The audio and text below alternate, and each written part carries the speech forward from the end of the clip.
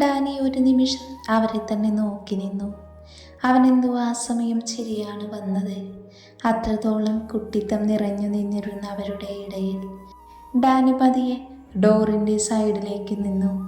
Alvi നന്ദുവിനോടുള്ള ചടിയഴിച്ചും phone കളിച്ചും ഇരിക്കുന്നുണ്ട്. അതിനിടയിൽ മാളുവിനെ പാളി നോക്കാനും മറന്നില്ലവൻ. ആൽവിയുടെ തൊട്ടടുത്ത് തന്നെ അല്ലു ഇരിപ്പുണ്ട്. അവരുടെ ഓപ്പോസിറ്റ് നന്ദുവും. അവളുടെ മടിയിൽ ആരുവും നന്ദുവിൻ്റെ തോളിൽ ചാരി മാളുവുമുണ്ട്. എല്ലാവരും ഓരോന്ന് പറഞ്ഞ ചിരിയും കളിയുമായി അവരുടേതായ ലോകത്താണ്. ആൽവിയുടെ മാളുവിനോടുള്ള നോട്ടം കണ്ട് ഡാനി അതിശയിച്ചു പോയി. കാരണം ചെക്കൻ അങ്ങനെയാണ് ചോര ഊറ്റുന്നത്. ആരുവും മാളുവും നന്ദുവിനോട് കൊഞ്ചുവാണ്. നന്ദു ആണെങ്കിൽ കാര്യമായി സംസാരിക്കുന്നുണ്ട് ആൽവിയോട്. ആൽവി അവൾ പറയുന്നത് ശ്രദ്ധിക്കുന്നുണ്ടെങ്കിലും ഒരു കൈ മാളുവിനെ ശ്രദ്ധിക്കാനും അവൻ മറന്നില്ല എന്നത് ഡാനിക്ക് അത്ഭുതമായി. ചെക്കൻ അസൽ കാമുകനായിട്ടുണ്ടെന്ന് അവൻ ഉറപ്പിച്ചു.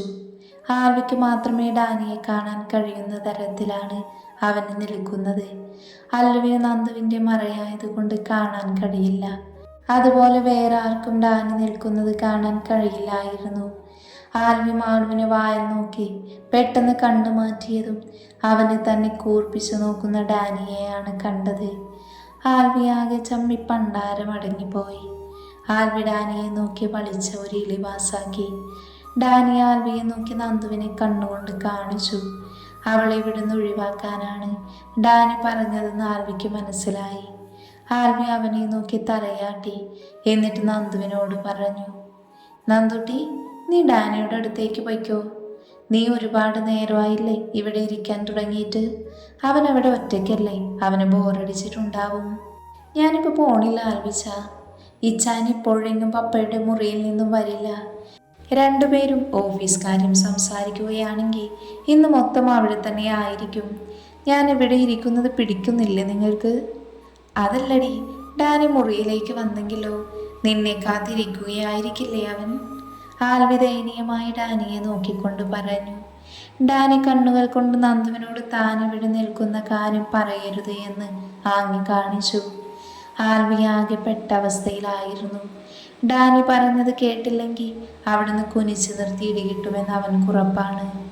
എന്നാൽ നന്ദുവാണെങ്കിൽ അവളും തരും ഇടിയും പിന്നെ കുറച്ച് ദിവസത്തെ പിണക്കവും.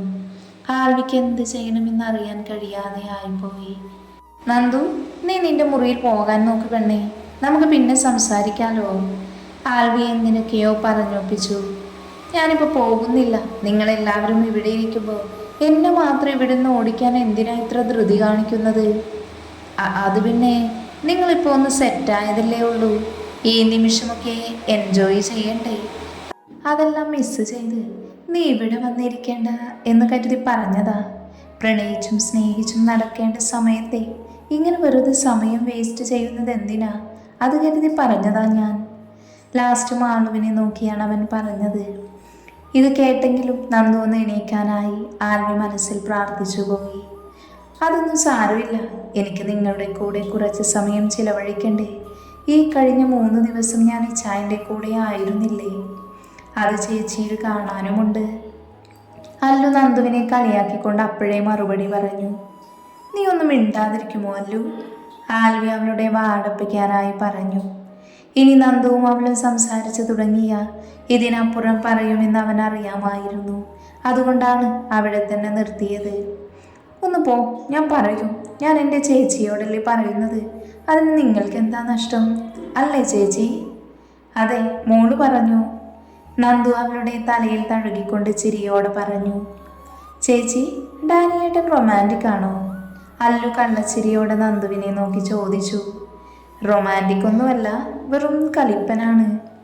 എപ്പോഴാണ് ദേഷ്യം വരുന്നതെന്ന് പറയാൻ പറ്റില്ല. സ്നേഹിച്ചാൽ സ്നേഹിച്ചു കൊല്ലും, ദേഷ്യം വന്നാൽ തൂക്കിയെറിയും. അതാണ് നിന്റെ ഡാനി ചായൻ. നന്ദു പറഞ്ഞതും ഡാനി ഞെട്ടലോട് അവളെ തുറിച്ചു നോക്കി. ആൽവി എല്ലാം ഇന്നത്തോടെ തീർന്നു എന്ന അവസ്ഥയിൽ ഇരിക്കുവായിരുന്നു. അവൻ നന്ദുവിനെ തട്ടാനായി കൈ ഉയർത്തിയതും ഡാനി അവനെ കണ്ണുകൾ കൊണ്ട് വിലക്കി. കലിപ്പനോ നമ്മുടെ ഡാനി ചായൻ? എന്നോട് അങ്ങനെയൊന്നും കാണിച്ചില്ലല്ലോ. എന്നോടെപ്പോഴും സ്നേഹമാണല്ലോ ഇച്ചായന്. സ്നേഹമില്ല എന്ന് ഞാൻ പറഞ്ഞില്ലല്ലോ മോളെ. സ്നേഹം വന്നാൽ സ്നേഹിച്ചു കൊല്ലും, ദേഷ്യം വന്നാൽ ചവിട്ടിക്കൊല്ലും. അതാണ് നിന്റെ ഡാനിയേട്ടായി എന്നാ ഞാൻ ഉദ്ദേശിച്ചത്. അപ്പോൾ റൊമാൻറ്റിക് അല്ല എന്നാണ് പറഞ്ഞത്. അത് പിന്നെ നിന്റെ ഇച്ഛായിന് ദേഷ്യം നന്നായി പ്രകടിപ്പിക്കാൻ അറിയും, പക്ഷേ റൊമാൻസ് പ്രകടിപ്പിക്കാൻ അറിയില്ല എന്നാണ് ഞാൻ ഉദ്ദേശിച്ചേ. നന്ദു അല്പം കളിയോടെയാണത് പറഞ്ഞത്. ഇല്ലെങ്കിൽ വീണ്ടും മല്ലു ഈ ചോദ്യം ആവർത്തിക്കുമെന്ന് അവൾക്കറിയാമായിരുന്നു. അവൻ്റെയും തന്നെയും സ്വകാര്യ നിമിഷങ്ങൾ മറ്റാരോടും പങ്കുവെക്കാൻ അവൾ തയ്യാറായിരുന്നില്ല. അതുകൊണ്ട് മാത്രമാണ് നന്ദു അങ്ങനെ പറഞ്ഞത്. പാവത്തിനറിയില്ലല്ലോ തനിക്കുള്ളത് വഴിയെ കിട്ടുമെന്ന്. ഡാനി ഇതെല്ലാം കേട്ട് വാതിൽപ്പടിയിൽ ചാരി അവളെ വീക്ഷിക്കുകയായിരുന്നു. എന്നാലും എൻ്റെ നന്ദു, അങ്ങനെയൊന്നും നീ ഡാനിയെക്കുറിച്ച് പറയല്ലേ. പുള്ളി നല്ല റൊമാൻറ്റിക് ആണ് എന്ന് ഞങ്ങൾക്കൊക്കെ അറിയാം. എങ്ങനെയെങ്കിലും മാൽവി അവളുടെ സംസാരം മാറ്റാനായി പറഞ്ഞു. റൊമാൻറ്റിക്കോ? അങ്ങേര് കലിപ്പന, തന്നെ അസുരനാ, ദേഷ്യപ്പെടാൻ മാത്രം ഫ്രണ്ടിൽ നിൽക്കും. നന്ദു പറഞ്ഞുകൊണ്ട് തല താഴ്ത്തിയിരുന്ന് ശ്വാസം വലിച്ചു വിട്ടു. ഡാനിയെ പറ്റി റൊമാൻറ്റിക് ആണെന്നെന്തെങ്കിലും പറഞ്ഞാൽ പിന്നെ എല്ലാവർക്കും അവളെ ഇട്ട് വാരാൻ അവൾ തന്നെ അവസരം കൊടുത്തതുപോലെയാകുമെന്ന് കരുതിയാണ് നന്ദു അങ്ങനെയൊക്കെ പറഞ്ഞു വിട്ടത്. പതിയെ കണ്ണുകൾ ഉയർത്തി നോക്കിയ നന്ദു പകച്ചു പോയിരുന്നു. തൻ്റെ മുന്നിൽ കയ്യും കെട്ടി നോക്കി നിൽക്കുകയായിരുന്നു ഡാനി. ചുണ്ടിൽ ആരെയും അയക്കാൻ കഴിവുള്ള വശ്യമായി പുഞ്ചിരി ഉണ്ടായിരുന്നു. നന്ദു സംശയത്തോടെ ഡാനിയെ ഒന്ന് നോക്കി.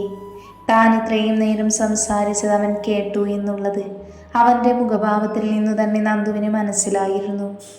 ഡാനി ഒന്നും പറയാതെ മാളുവിനോടും ആരുവിനോടും കണ്ണുകൾ കൊണ്ട് അവളുടെ മടിയിൽ നിന്ന് മാറാനായി പറഞ്ഞു.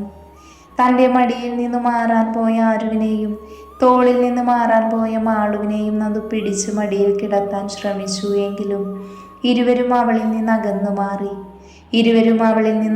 മാറിയതും ഡാനി നന്ദുവിനെ നോക്കി ഒറ്റ കണ്ണിറുക്കി കൈകളിൽ കോരിയെടുത്തു. നന്ദു ദയനീയമായി എല്ലാവരെയും നോക്കിയെങ്കിലും അവരാരും നന്ദുവിന് മുഖം കൊടുത്തില്ല. നന്ദു ഡാനിയെ നോക്കി പുഞ്ചിരിക്കാൻ ശ്രമിച്ചതും അവൻ അവളിൽ നിന്ന് മുഖം വെട്ടിച്ച് നേരെ അവളെയും കൊണ്ട് അവരുടെ മുറിയിലേക്ക് പോയി. ഡാനി നന്ദുവിനെ കൊണ്ട് മുറിയിലേക്ക് കയറി വാതിലകത്തുനിന്ന് കാലുകൊണ്ട് തന്നെ ചവിട്ടിയടച്ച് കാലുകൊണ്ട് തന്നെ താഴത്തെ കുറ്റിയുമിട്ടു. നന്ദു അതെല്ലാം കണ്ടു വിറച്ചു പോയിരുന്നു. ഡാനി ആ നിമിഷം തന്നെ നന്ദുവിനെ കൊണ്ട് കട്ടിൽ കിടത്തി. നന്ദു എണീക്കാൻ ശ്രമിക്കുന്നതിന് മുന്നേ തന്നെ ഡാനി അവളിൽ അമർന്നിരുന്നു. ഇച്ചായ, ഞാനത് ചുമ്മാ പറഞ്ഞതാ. നന്ദു എങ്ങനെയൊക്കെയോ പറഞ്ഞൊപ്പിച്ചു. അതിന് ഞാൻ നിന്നോടൊന്നും ചോദിച്ചില്ലല്ലോ ശ്രീ. ഞാൻ വിടിച്ചായ പ്ലീസ്. നീ പറഞ്ഞത് വെച്ച് നോക്കുമ്പോൾ എന്തായാലും ഞാൻ റൊമാൻറ്റിക് അല്ല. അപ്പം പിന്നെ റൊമാൻസ് എന്താണെന്ന് നിന്നെ ഒന്ന് അറിയിച്ചിട്ട് പോയാൽ പോരെ നിനക്ക്? ഡാനി അത് പറഞ്ഞതും നന്ദു ആകെ വിളറി വെളുത്തുപോയി. എൻ്റെ പൊന്നിച്ചായ, സത്യമായിട്ടും ഞാൻ അതൊന്നും ഉദ്ദേശിച്ചല്ല പറഞ്ഞത്. ഞാൻ എന്തെങ്കിലും പറഞ്ഞാലോ, റൊമാൻറ്റിക് ആണെന്ന് പറഞ്ഞാലോ അവർ ഓരോന്ന് വീണ്ടും ചോദിക്കും. പറഞ്ഞില്ലെങ്കിൽ അവർ കൂടുതലൊന്നും ചോദിക്കില്ലല്ലോ. അതുകൊണ്ടാണ് ഞാൻ അങ്ങനെയൊക്കെ പറഞ്ഞത്. സത്യമായിട്ടും അത് മനസ്സിൽ ഉദ്ദേശിച്ചിട്ടില്ല. നന്ദു ദയനീയമായി ഡാനിയെ നോക്കി പറഞ്ഞു. അപ്പോൾ ഞാൻ കലിപ്പനല്ലേ? ഡാനി പുരികമുയർത്തിയും താഴ്ത്തിയും അവളോട് ചോദിച്ചു. ഏയ് അല്ല, ഒട്ടുമല്ല. പ്രത്യേകിച്ച് എന്നോട് എൻ്റെ ഈ ചായൻ പാവമാ, പിന്നെ നല്ല അസല് റൊമാൻറ്റിക്കുമാ. എന്നോട് ഇതുവരെ ഈ ചായൻ ദേഷ്യപ്പെട്ടിട്ട് പോലുമില്ല, സ്നേഹിച്ചിട്ടേ ഉള്ളൂ. ശ്രീ, നീ ഏത് സോപ്പാണ്? നന്നായി പതയ്ക്കുന്നുണ്ടല്ലോ. ഡാനി അത് പറഞ്ഞതും നന്ദു അറിയാതെ ചിരിച്ചുപോയി. സത്യമായിട്ടും ഞാൻ വെറുതെ പറഞ്ഞതാ. നന്ദു ഒരിക്കൽ കൂടെ അവനെ നോക്കി പറഞ്ഞു. ശ്രീ, ഇനി നീ കാര്യമായി പറഞ്ഞതാണെങ്കിലും അതെനിക്കൊരു വിഷയമേ അല്ല. എന്തിന് കൂടുതൽ പോകുന്നു? ഇന്ന് രാത്രി തന്നെ തെളിയിച്ചു തന്നേക്കാം ഞാൻ. ഏയ്, ഞാൻ വെറുതെ പറഞ്ഞതാണെന്ന് പറഞ്ഞില്ലേ, പിന്നെന്താ ഇച്ചായ? അങ്ങനെ പറയില്ല മോളെ. നീ വെറുതെ പറഞ്ഞതാണെങ്കിലേ ഇച്ചായനത് വിഷയമാക്കി. ഡാനി നന്ദുവിനെ നോക്കി കളിയാക്കിക്കൊണ്ട് പറഞ്ഞു. ശ്രീ, തന്നോട് ഞാൻ മറ്റൊരു കാര്യം പറയാനാണോ സന്തോഷത്തോടു കൂടി വന്നത്. അപ്പോഴാണ് നീ എന്നെക്കുറിച്ച് കുറ്റം പറയുന്നത് കേട്ടത്. എന്തായാലും അതെനിക്കിഷ്ടമായി. നീ പറഞ്ഞ കാര്യങ്ങൾ അങ്ങനെയല്ല എന്ന് തെളിയിച്ചു തരാൻ എനിക്ക് അവസരം കൂടിയായില്ലേ? ഡാനി ഒറ്റക്കണ്ണിറുക്കിക്കൊണ്ട് നന്ദുവിനോട് പറഞ്ഞു. എനിക്കെന്തിൻ്റെ കേടായിരുന്നു? നന്ദു ആത്മഗതം പോലെ പറഞ്ഞു. അത് നിനക്കല്ലേ അറിയൂ. എന്തായിരുന്നു നിന്റെ കേടെന്ന് ഡാനി അത് ചോദിച്ചപ്പോഴാണ് ആത്മകഥം അല്പം ഉച്ചത്തിലായിപ്പോയി എന്ന് അവൾക്ക് മനസ്സിലായത്. ഈ ചായൻ എന്തു പറയാൻ എന്നെ അന്വേഷിച്ചത്? അത് പറ, വേറെ ഒന്നും പറയണ്ട. നന്ദു വിഷയം മാറ്റാനായി അവനോട് ചോദിച്ചു. നന്ദു അത് ചോദിച്ചതും ഡാനി അവൾക്ക് മുകളിൽ കുത്തിയിരുന്ന കൈ അയച്ച് അവളെയും കൊണ്ടൊന്ന് തിരിഞ്ഞു കിടന്നു. ഇപ്പൊ നന്ദു ഡാനിയുടെ നെഞ്ചിലാണ് കിടക്കുന്നത്. ഡാനി നന്ദുവിനെ തൻ്റെ നെഞ്ചിലേക്ക് ചേർത്തു കിടത്തി.